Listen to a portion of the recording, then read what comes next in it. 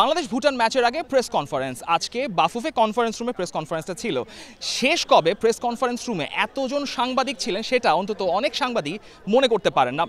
বাফুফের media manager তিনি আমাকে বলছেন যে আজকে 260+ সাংবাদিক অ্যাক্রিডিটেশনের জন্য অ্যাপ্লাই করেছেন বাংলাদেশ ভুটান ম্যাচের জন্য। বাংলাদেশ ভুটান ম্যাচের জন্য 260+ সাংবাদিক অ্যাক্রিডিটেশনে অ্যাপ্লাই করেছেন, তাহলে সিঙ্গাপুর ম্যাচে কী পরিমাণ অবস্থা বা পরিস্থিতি থাকবে সেটা বোঝাই দেয়। জামাল ভুঁইয়া তো মজা করেই বলছেন যে পরিমাণ সাংবাদিক তিনি আজকে দেখেছেন তাদের জন্য এক্সট্রা চেয়ারের আসলে ব্যবস্থা করতে পারলে ভালো হতো। তিনি আসলে বেশ কষ্টই পেয়েছেন যে সাংবাদিকরা তারা নিচে বসে প্রেস কনফারেন্স করছেন। না, কারণ এখানে আজকে যেটা আমি প্রথমে দেখছি এত জার্নালিস্ট, তো আমার খুব ভালো লাগছে, বাট আমি জানি না এটা কষ্ট লাগতেছে আপনারা নিচে বসতেছে।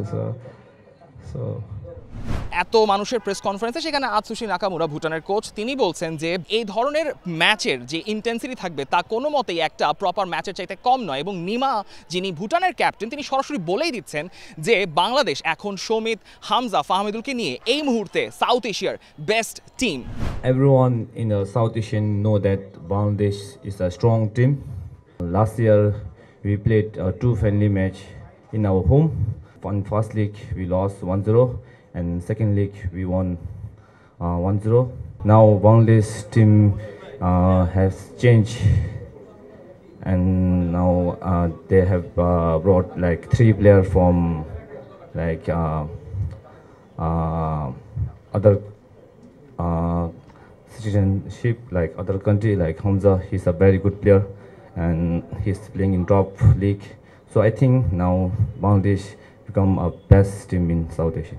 তবে অদ্ভুত একটা দিন গিয়েছে, এত মানুষের প্রেস কনফারেন্সের পর মুহূর্তেই বৃষ্টি নেমে গেছে। বৃষ্টির জন্য তারপর ফেডারেশন থেকে বাংলাদেশের প্র্যাকটিস দেখতে আসার জন্য একটা হই হুল্লোড় অবস্থা। স্টেডিয়ামে ঢোকার মুখে সাংবাদিকদের বেশ ভিড়, এবং সেই ফুটেজ নিতে বাংলাদেশের প্র্যাকটিসের সেটাও বেশ টাইম লেগে গেছে। তারপর সাংবাদিকরা হই হুল্লোড় ঠেলে স্টেডিয়ামে ঢুকেছেন। স্টেডিয়ামে ঢুকে তারপর হচ্ছে বাংলাদেশের প্র্যাকটিসের ফুটেজটা পাওয়া গেছে। বেশ ইন্টেন্স ড্রিল কিন্তু প্র্যাকটিস সেশনে, যেটা মিডিয়ার জন্য ওপেন ছিল, সেখানে করেছেন, কারণ হাভিয়ার কাবরেরা বলেছেন এই ম্যাচটাকে তারা প্রপারলি ডিল করতে চান। হামজা চৌধুরীরা প্রপার রন্ডো করেছেন 5 ভার্সেস 3 সিচুয়েশনে। সেই রন্ডোর মাঝখানে এখানে দেখতে পাচ্ছেন যে পরিমাণ সাংবাদিকরা রয়েছেন ফুটেজ নেওয়ার জন্য, অর্থাৎ বাংলাদেশ দল ভুটানের ম্যাচের জন্য প্রপারলি প্রস্তুত আছে। হাভিয়ার কাবরেরা প্রেস কনফারেন্সে তিনি কিন্তু বলছেন যে পরবর্তী যে ম্যাচটা রয়েছে সিঙ্গাপুরের সঙ্গে, সিঙ্গাপুরের ম্যাচের আগে হয়তো কিছু এক্সপেরিমেন্ট বা কিছু চপিং চেঞ্জিং বা মিক্স করে তিনি ম্যাচটা খেলাবেন, তবে এই ম্যাচটাকে তারা পূর্ণ শক্তির ম্যাচ হিসেবেই তারা খেলাতে চাইবেন।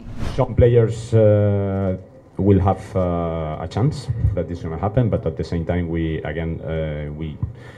it's important to take the opportunity of tomorrow as a good preparation for the match against Singapore. So I think you will be able to see a mix.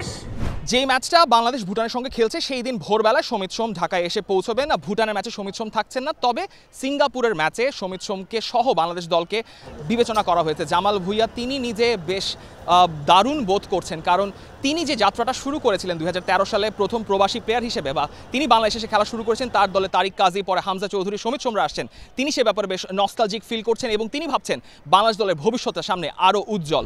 Even যখন তারিক জয়েন করছে আমি ওই সময় তো চিন্তা করছি মানে আরো প্লেয়ার জয়েন করবে না, বাট এখন দেখতেছি আস্তে আস্তে মানে এই নাম্বার বাড়তেছে। সো এইটা আমি মনে করি এটা দেশের জন্য ভালো হবে।